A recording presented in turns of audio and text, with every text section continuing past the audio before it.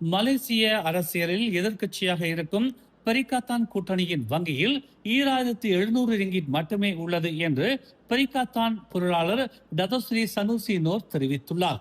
என் கையில் அதை விடவும் அதிகமான பணம் இருப்பதாகவும், ஆனால் பெரிக்காத்தானிடம் நிதி இல்லை என்றும் கெடா மாநில மந்திரி விசாருமான டதோஸ்ரீ சனிசினோர் தெரிவித்துள்ளார். பெரிக்காத்தானில் பல நாடாளுமன்ற உறுப்பினர்கள் இருந்தாலும் அவர்களுடைய செலவுகளை அவர்களே கவனித்துக் கொள்கிறார்கள் என்று அவர் குறிப்பிட்டுள்ளார்.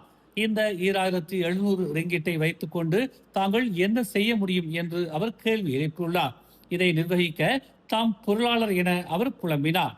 ஆனால் உண்மையிலேயே ஊழலற்ற கட்சியாகவும் பணத்தை நம்பி அரசியல் செய்யாத ஒரு கட்சியாகவும் பெரிக்காத்தான் உள்ளது என்று டதோஸ்ரீ சனுசினோர் தெரிவித்தார்.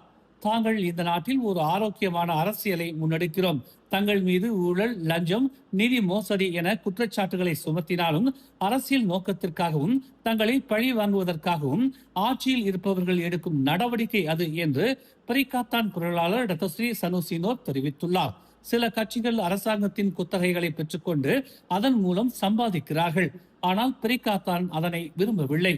மக்கள் நிதியளிப்பார்கள் எனும் நம்பிக்கை தமக்கு இருப்பதாகவும், அதன் மூலம் அடுத்த தேர்தலின் செலவினங்களை பெரிக்காத்தான் எதிர்கொள்ளும் என்றும் டதோஸ்ரீ சனுசினோர் தெரிவித்துள்ளார். மேலும் செய்திகளை தெரிந்து கொள்ள தமிழ் மலர் இணையதளம், தமிழ் மலர் செயலி மற்றும் மலர் டிவி யூடியூப் சேனலை வலம் வாருங்கள்.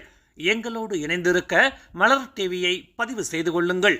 உறவுகள் மகிழ்ந்திட விருப்பம் மற்றும் பகிர்வு சேவையை சொடுக்கிடுங்கள்.